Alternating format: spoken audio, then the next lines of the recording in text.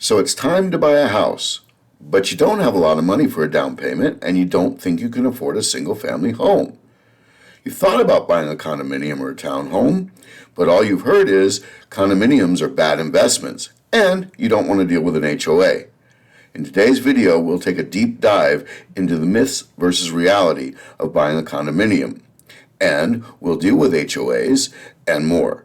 And if you stick around to the end, I'll give you some extremely valuable tips on how to know if the condo that you're interested in buying is a good investment or not, and how to suss out that HOA and see if that's someplace you really want to live.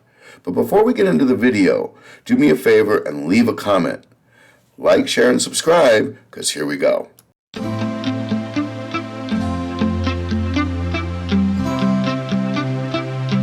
Condominiums, the myths versus realities.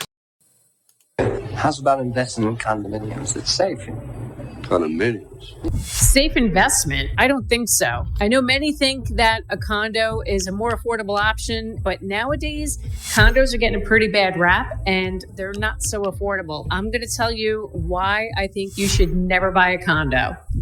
In this video, I'm going to tell you all the drawbacks about buying a condo. We're going to talk about how expensive the HOA fees are, the rules, the restrictions, and everything else in between.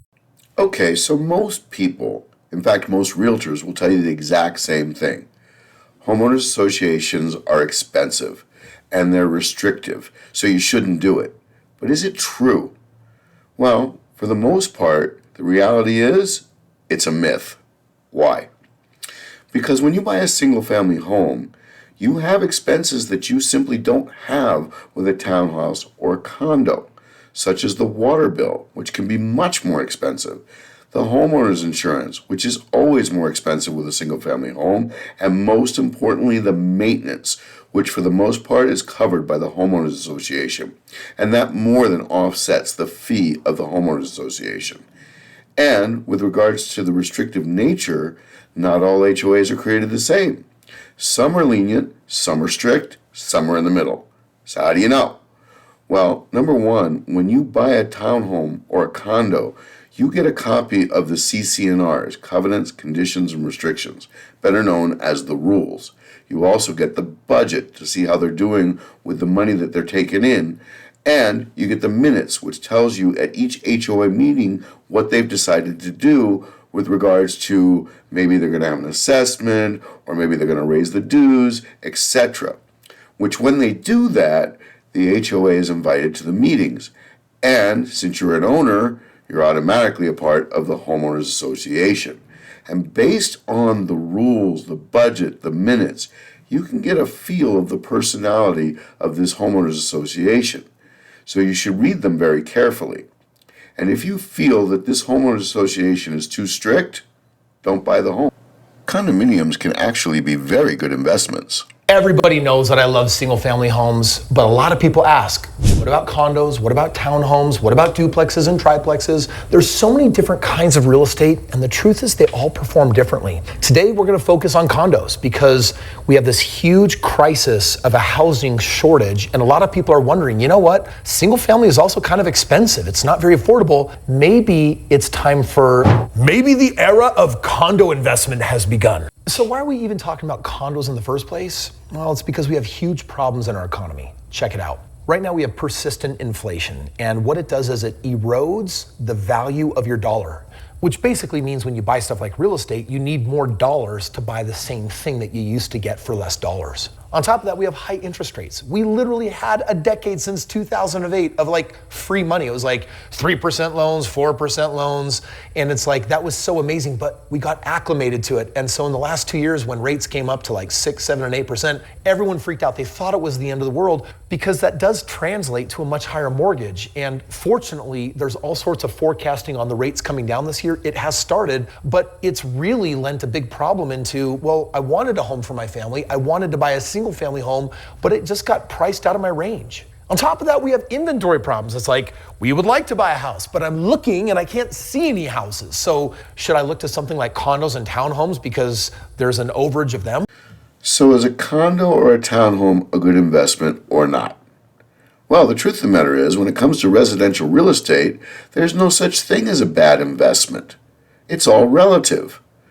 Yes, the single-family home might appear as if it's going up more in value, but the truth is you put more money down, the price was higher, and your mortgage was higher, so therefore your exposure to the market is higher. And with a condo or townhouse, the amount of money you put down was less, your mortgage was less, and your exposure to the market was much less. And he makes some good points. There's generally more inventory for condos and townhomes, so they're easier to find, and there's less bidding wars because there's more of them. So, a townhouse or a condo can be a very good investment. The hidden benefits of owning a condominium. So there are hidden benefits to buying a condominium or a townhome that most people don't think about, such as more bang for the buck. Generally, I can get a much nicer home for less money. And if I was buying a single-family home, I'd probably have to remodel or renovate. Also, there's amenities like a pool or a gym, and it's usually gated, so therefore safer and more secure. And when it comes to buyers, condos and townhomes have buyers that a single-family home just doesn't have, like the first-time buyer, the empty nester, or the person who's on the move and upwardly mobile and just wants something that's turnkey and ready to go. The key is location, location, location. So the one thing that everybody knows, whether they've been to real estate school or not, is location, location, location. And when I'm buying a townhome or a condo, I can generally buy in a much nicer location for the money.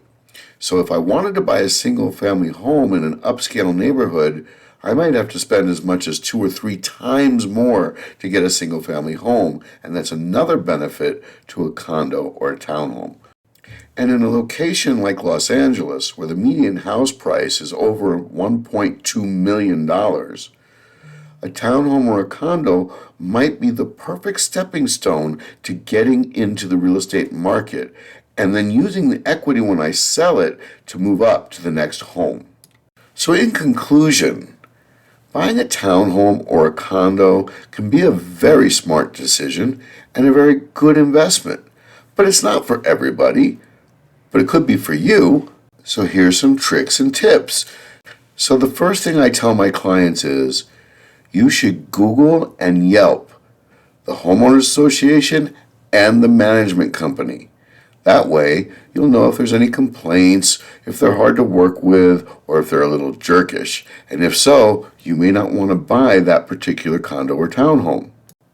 The next thing is how many units. Remember, the smaller buildings, like 4 to 8 units, are not bringing enough money through their homeowners association to pay for necessary maintenance that might come up. And all that means is you might have assessments coming down the road that you weren't prepared for. So, my general rule of thumb that I tell my clients always is you don't want a small building, 8 to 10 units, and you don't want a super large building because that feels like a complex. So you want to look for something around 25, 30 units. That's usually ideal. And another good tip, when you go to see the townhome or condominium complex, take a look at the windows, the doors, the patios, and see if there's any unique individual personality, like different windows, different colors, etc. This will tell you whether the HOA is very strict or very lenient on what they'll let you do. And lastly, look at the maintenance of the building. Does it seem well kept? Does any kind of landscaping seem well taken care of? These are also signs of good maintenance, good care, and that always equals a good investment. Well, that's the video. Thanks for watching. If you enjoyed the content, do me a favor and subscribe to the channel for more videos on residential real estate. Leave a comment down below and let me know what you thought and what topics you'd like me to discuss in the future. Remember, like, share, and subscribe. We'll see you next time.